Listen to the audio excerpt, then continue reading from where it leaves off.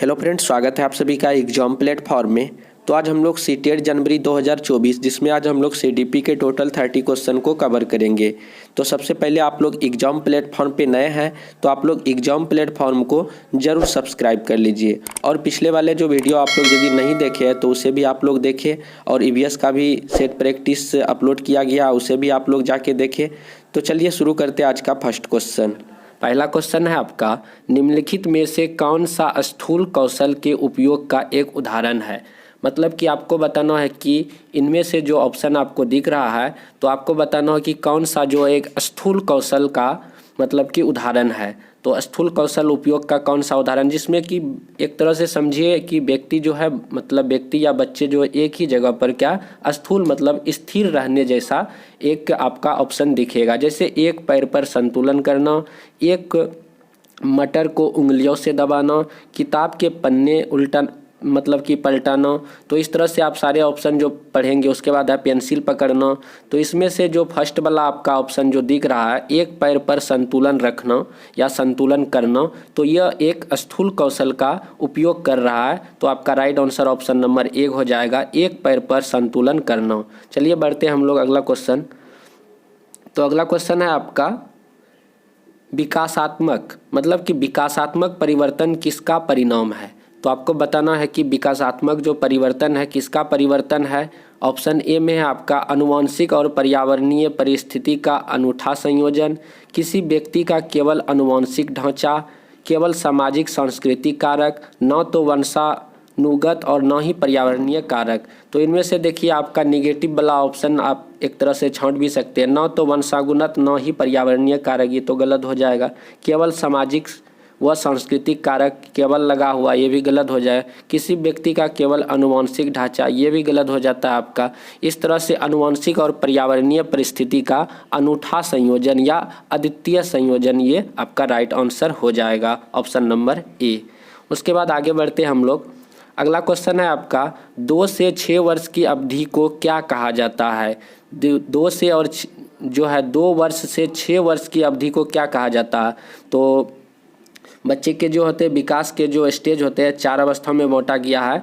तो आपको इसी में बताना है कि जो 2 से 6 वर्ष के जो बच्चे आते हैं तो किस स्टेज में आएंगे, शैशवावस्था में, प्रारंभिक बचपन में, या मध्य बचपन में, या किशोरावस्था में। तो इसका राइट आंसर हो जाएगा आपका प्रारंभिक बचपन, ऑप्शन नंबर 2 इसका जो है बिल्कुल राइट आंसर हो जाएगा। शैशवावस्था में बच्चे कितना होते हैं, जन्म से लेके 2 वर्ष तक होते हैं, और उसके बाद प्रारंभिक जो बाल्यावस्था होते हैं आपके 2 से 6 वर्ष तक होते हैं। उसके बाद मध्य जो बचपन होते हैं बाल्यावस्था 6 से 11 तक होते हैं, और किशोरावस्था आपका जो है 11 से ऊपर यानी कि 14-15 साल तक आपका किशोरावस्था रहता है। इस तरह से आप लोग समझ सकते हैं कि 2 से 6 वर्ष के बच्चे किस में आएंगे, प्रारंभिक बचपन में आ जाएंगे। चलिए आगे बढ़ते हम लोग।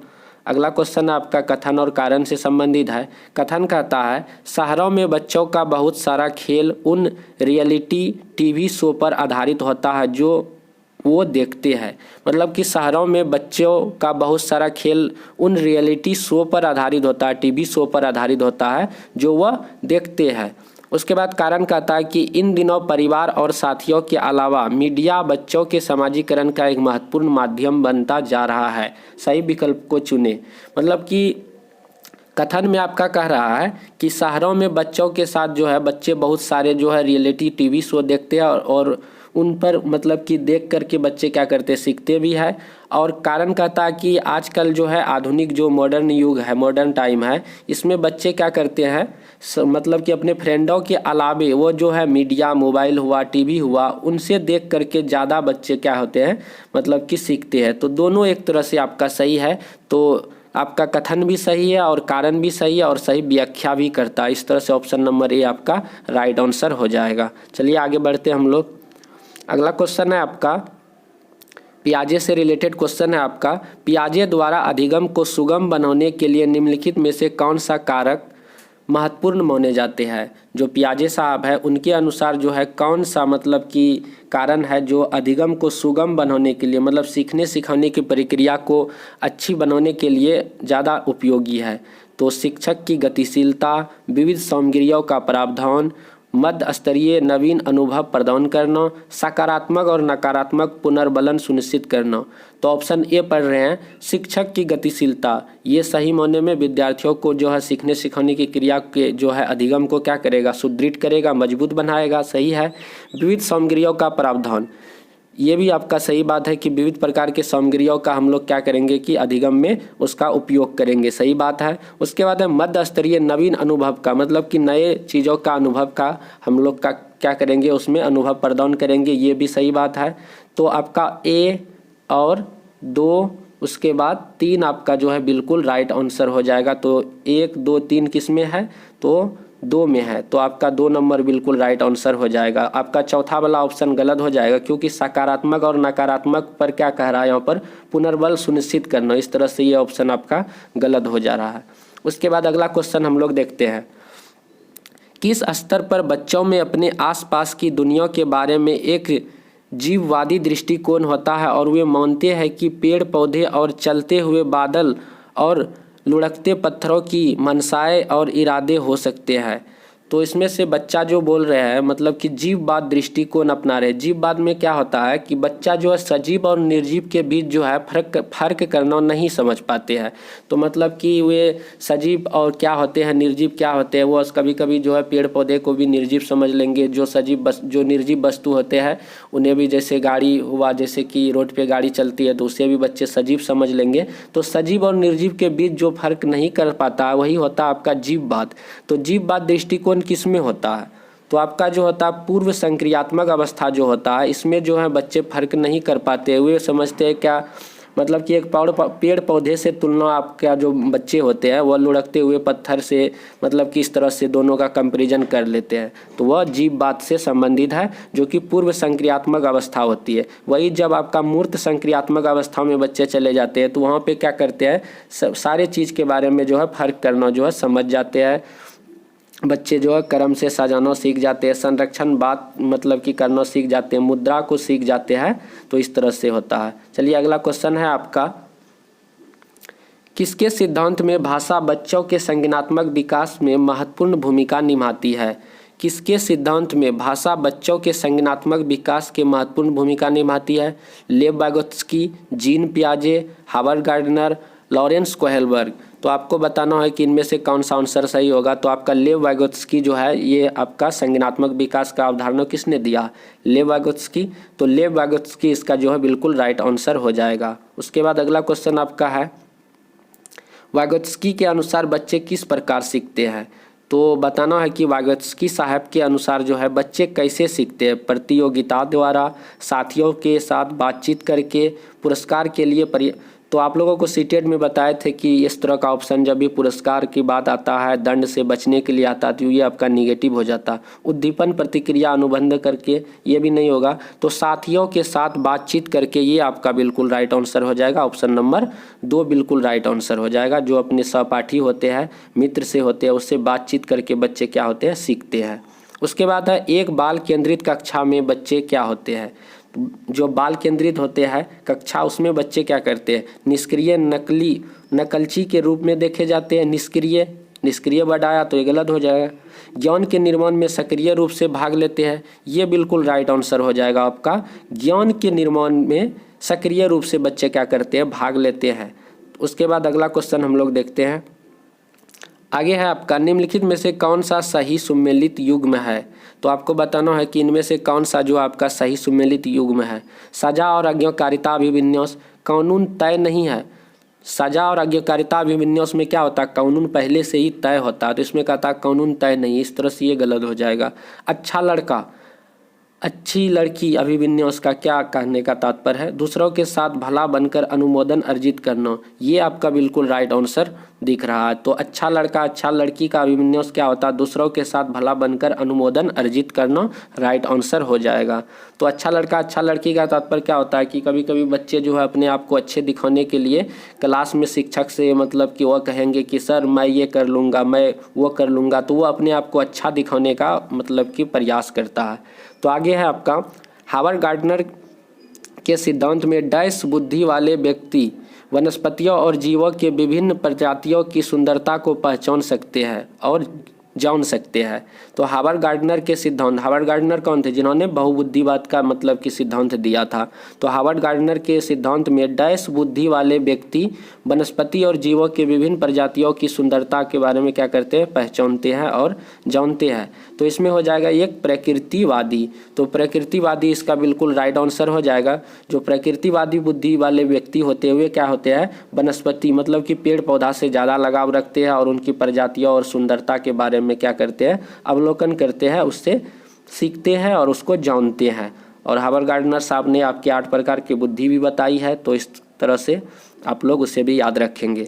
राष्ट्रीय शिक्षा नीति 2020 का सिफारिश करती है। राष्ट्रीय शिक्षा नीति 2020 क्या सिफारिश करती है, बहुभाषावाद। तो आपका फर्स्ट ऑप्शन जैसे ही पढ़े तो आपका बहुभाषावाद बिल्कुल राइट आंसर है। तो ये ऑप्शन नंबर 1 बिल्कुल राइट आंसर हो जाएगा।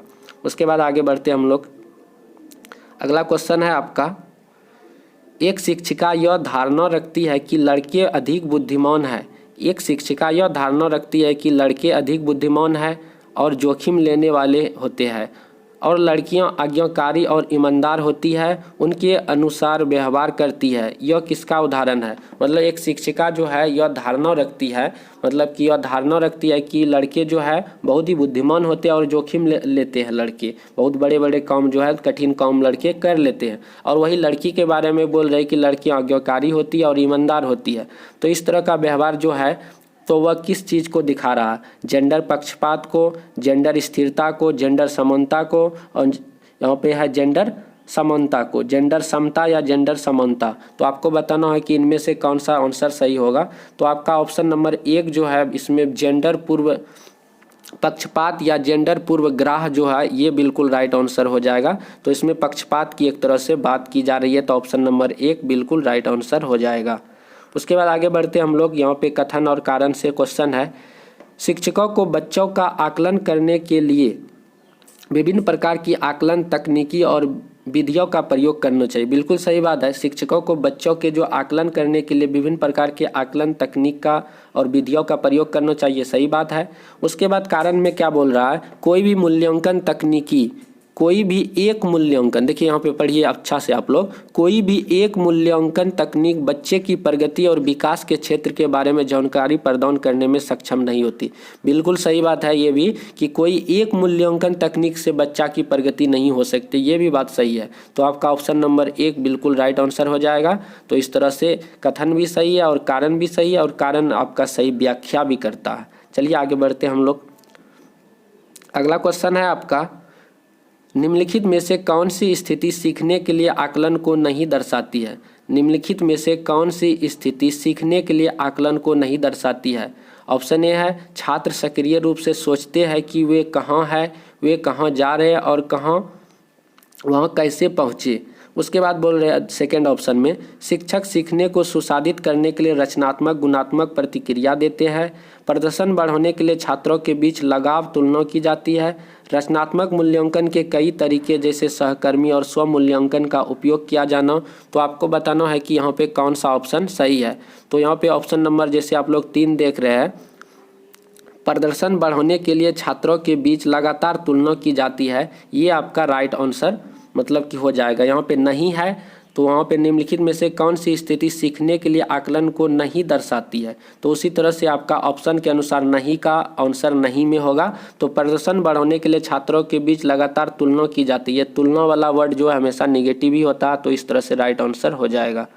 उसके बाद अगला क्वेश्चन है आपका, समावेशी शिक्षा के लिए क्या जरूरी है। समावेशी शिक्षा के लिए क्या जरूरी है। तो आपको ऑप्शन में यहाँ पे ढूंढना है, जैसे यहाँ पे है लचीला शिक्षा शास्त्र। तो लचीला शिक्षा शास्त्र जो है ये आपका बहुत ही ज़्यादा इम्पोर्टेंट है। इससे क्या होता है, समावेशी शिक्षा का क्या होता है, बढ़ावा होता है। तो अगले क्वेश्चन को हम लोग देखेंगे। आगे आपका, निम्नलिखित में से कौन सी दिव्यांगता सामाजिक संचार में चुनौती का कारण बनती है। निम्नलिखित में से कौन सी दिव्यांगता सामाजिक संरचना में चुनौतियों का कारण बनती है। तो ऑप्शन ए है आत्मकेंद्रिता या स्वलीनता, उसके बाद है पठन वैकल्य, उसके बाद है गुणज वैकल्य, उसके बाद है गतिमान दिव्यांगता। तो आपका ऑप्शन 1 नंबर जो है आत्मकेंद्रिता या स्वलीनता, ये जो है एक सामाजिक संरचना में यह एक चुनौती है। तो इस तरह से इसमें क्या होता है, स्वलीनता में जो है संवाद में बहुत सारे प्रॉब्लम आ जाते हैं, बच्चे जो है ठीक से बात नहीं कर पाते हैं, ठीक से जो है समझ नहीं पाते हैं, इस तरह का प्रॉब्लम होता है स्वलीनता में। उसके बाद आगे बढ़ते हैं हम लोग। अगला क्वेश्चन है आपका, निम्नलिखित में से कौन सी सुविधाहीन और वंचित समूह के विद्यार्थियों को शामिल करने में मदद करता? निम्नलिखित में से या निम्न में से कौन सा सुविधाहीन और वंचित समूह के विद्यार्थियों को शामिल करने में मदद करता है? विविधता को महत्व, गैर प्रासंगिक पाठ्यक्रम, प्रमुख समूह की ओर केंद्रित शिक्षा शास्त्र, उसके बाद है आपका मानवीकृत परीक्षण। तो इसमें से बताना है कि कौन सा ऑप्शन सही होगा। तो आपका ऑप्शन नंबर ए जो है विविधता को महत्व, मतलब क्वेश्चन पूछ रहा है कौन सी सुविधाहीन और वंचित समूह के विद्यार्थियों को शामिल करने में मदद करेगा, तो इसमें विविधता को महत्व देगा। तो मतलब कि ये ऑप्शन बिल्कुल राइट आंसर हो जाएगा आपका ऑप्शन नंबर 1। उसके बाद अगला क्वेश्चन है आपका, सामग्री को कई तरीकों से प्रस्तुतिकरण करने के प्रावधान से निम्नलिखित में से किसके समावेशन में मदद मिलेगी?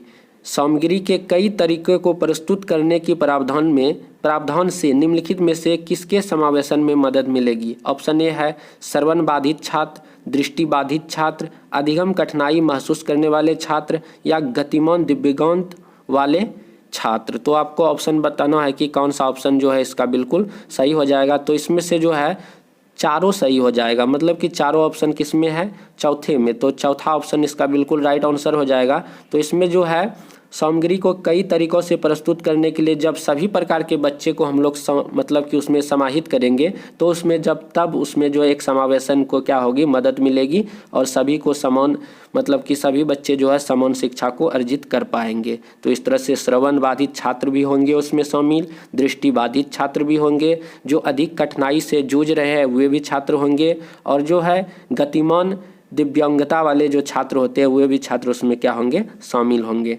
उसके बाद अगला क्वेश्चन है आपका, निम्नलिखित में से कौन सा विकल्प दी गई दिव्यांगत और संबंधित छात्रों के समावेशन हेतु यथोचित संयोजन रणनीति का सही युग्म है? तो निम्नलिखित में से कौन सा ऐसा विकल्प है जो मतलब कि किसी भी प्रकार से बच्चे क्या है, परेशान है, मतलब कि किसी भी रोग से वह क्या है, मतलब कि किसी विकृति से मतलब कि वह उससे मतलब कि पीड़ित है, तो उसे किस चीज़ के लिए, मतलब कि किस चीज़ के द्वारा उसे जो हम लोग क्या कर सकते हैं, उस चीज़ के जो है उसको हटा सकते हैं। तो यहाँ पे आपको बताना हो कि कौन सा ऑप्शन जो सही सुमेलित है। जैसे कि गुणज विकल्प में जो भी बच्चे परेशान रहते हैं, तो उसे यदि हम लोग कैलकुलेटर का प्रावधान दे देंगे तो वह बच्चे क्या हो जाएंगे, उससे जल्दी सीखने लगेंगे। तो गुणज विकल्प का इसका सही सुमेलित है कैलकुलेटर का प्रावधान। अब देखिए जो पठन विकल्प से जो संपीड़ित रहेंगे जो बच्चे, उसे लंबे लंबे लिखित कार्य सौंपने से क्या वो बच्चे ठीक हो जाएंगे? तो ये नहीं होगा। लेकिन ऑप्शन ए जो है आपका बिल्कुल राइट आंसर हो जाएगा। जो गुणज विकल्प से पीड़ित होंगे उसे क्या करेंगे, कैलकुलेटर का प्रावधान देंगे, ये सही सुमेलित है। उसके बाद अगला क्वेश्चन है आपका, प्रारंभिक कक्षाओं में शिक्षण अधिगम प्रक्रिया के लिए निम्नलिखित में से कौन सा दृष्टिकोण बेहतर है? प्रारंभिक कक्षाओं में शिक्षण अधिगम प्रक्रिया के लिए निम्नलिखित में से कौन सा दृष्टिकोण बेहतर है? बिना समझे नकल करना, करके सीखना। ये देखिए करके सीखना, ये बिल्कुल राइट आंसर हो जाएगा। जब भी कोई बच्चे अपने से स्वयं से करके किसी भी चीज़ को सीखते हैं, समझते हैं, पढ़ते हैं, तो वह चीज़ ज़्यादा मैटर हो, मतलब कि इम्पोर्टेंट हो जाता है। जैसे रट कर याद करना, ये बहुत दिन तक नहीं रहता, बच्चे तुरंत फिर भूल जाते हैं। निष्क्रिय रूप से सुनना, ध्यान किधर है, मन किधर और है, मतलब कि क्लास में बैठा हुआ है, उसका दिमाग कहीं और चल रहा है, तो ये सारे बच्चे जो हैं मतलब कि ये नहीं होते। उसके बाद बिना समझे नकल करना। अब बच्चे किसी भी प्रकार किसी भी चीज़ को समझा तो नहीं, बट वह क्या कर रहा है, लिख रहा, तो उससे भी कोई फायदा नहीं होने वाला। बट जो बच्चा करके सीखते हैं, स्वयं करके सीखते हैं, वे ज़्यादा इम्पोर्टेंट होता। चलिए आगे बढ़ते हम लोग। अगला क्वेश्चन है आपका, कथन है अधिगम के लिए विद्यालय के सामाजिक अवसरों में भागीदारी महत्वपूर्ण है। अधिगम के लिए विद्यालय के सामाजिक अवसरों में भागीदारी महत्वपूर्ण है। तर्क कहता है अधिगम मुख्य रूप से एक सामाजिक क्रिया है। सही विकल्प को चुनने के लिए आपको कहता है। तो इसमें से जो है दोनों सही हो जाएगा, कथन भी सही है और आपका तर्क भी सही है और सही व्याख्या भी करता है। तो अधिगम के लिए विद्यालय सामाजिक अवसरों में भागीदारी महत्वपूर्ण, बिल्कुल सही बात है। और अधिगम मुख्य रूप से सामाजिक क्रिया है, मतलब कि बच्चे जो है समाज में सीखते हैं, ये भी इम्पोर्टेंट है और महत्वपूर्ण है और सटीक भी है। चलिए आगे बढ़ते हैं हम लोग। कक्षा की गतिविधियों को सार्थक बनाने के लिए शिक्षिका को क्या करना चाहिए? कक्षा की गतिविधियों को सार्थक बनाने के लिए एक पॉजिटिव मतलब कि वे में क्लास चले, तो इसके लिए शिक्षिका को क्या करना चाहिए? उन्हें असंभित खंडों में विभाजित कर देना चाहिए, मतलब क्या उसे जो है मतलब कि एक बिना मतलब कि किसी भी संबंध में उसे जो है अलग अलग बांट देना चाहिए, क्या सही मतलब कि रास्ता है? ये भी नहीं होगा। उनके बारे में अस्पष्ट निर्देश देना, ये भी गलत हो जाएगा। उन्हें संदर्भहीन तरीक़ों से प्रस्तुत करना, ये भी गलत हो जाएगा। उन्हें उचित संदर्भ में स्थित करना, ये ज़्यादा इम्पोर्टेंट है और सटीक है। उन्हें उचित मतलब कि जो उचित है उसके अनुसार उसे जो स्थित करना, ये ज़्यादा इम्पोर्टेंट है। और तो आपका ऑप्शन नंबर 4 बिल्कुल राइट आंसर हो जाएगा। उसके बाद अगला क्वेश्चन है आपका, निम्नलिखित में से कौन सी शैक्षणिक पद्धतियों शिक्षण अधिगम प्रक्रिया में सकारात्मक योगदान नहीं देते हैं? तो आपको बताना है कि निम्नलिखित में से कौन सी शैक्षणिक पद्धतियों शिक्षण अधिगम प्रक्रिया में सकारात्मक योगदान नहीं देती है। तो नहीं है, तो नहीं वाला ऑप्शन आपको मारना है। तो आवश्यकता के अनुसार पाठचर्या का अनुकूलन, सही बात है ये। छात्रों के लिए अनुभवात्मक शिक्षा, ये भी सही बात है। पाठचर्या नियोजन में नवाचार, ये भी सही है। उसके बाद परीक्षा केंद्रित कठोर शिक्षण रणनीतियों, ये आपका जो है मतलब कि इस नहीं का आंसर नहीं में है, तो ये वाला आपका राइट आंसर हो जाएगा। तो परीक्षा केंद्रित कठोर शिक्षण रणनीति, ये जो है बच्चों पर नहीं सौंपना चाहिए। तो इस तरह से है कौन सा जो है पद्धति है जो कि शिक्षण अधिगम में एक निगेटिव मतलब कि थॉट उत्पन्न करता है। तो आपका राइट आंसर हो जाएगा परीक्षा केंद्रित कठोर शिक्षण रणनीति, क्योंकि आपको बताए थे कि कठोर, डर, भय, ये सारे चीज़ किसी पर मतलब कि थोपना, ये निगेटिव हो जाता है। तो आपका चलिए आगे क्वेश्चन है आपका, कथन है, एक शिक्षक द्वारा पढ़ाए जाने वाले विषय वस्तु को छात्रों के दैनिक जीवन के अनुभवों से जोड़ना चाहिए। एक शिक्षक द्वारा पढ़ाए जाने वाले विषय वस्तु को क्या करना चाहिए? छात्रों के दैनिक जीवन से जोड़ना चाहिए, ये सही बात है।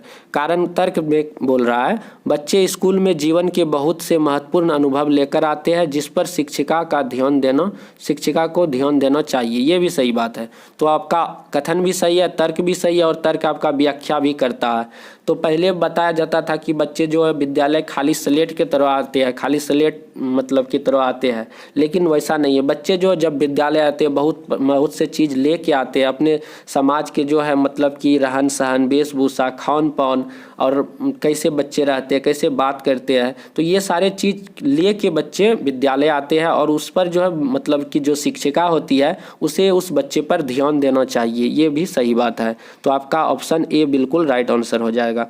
उसके बाद अगला क्वेश्चन है आपका, निम्नलिखित में से कौन सी विद्यार्थियों को उनके सीखने का स्व मूल्यांकन करने और उनकी समझ की जांच करने में मदद करता है? तो निम्नलिखित में से कौन सी विद्यार्थियों को उनके सीखने का स्व मूल्यांकन करने और उनकी समझ की जांच करने में मदद करता है?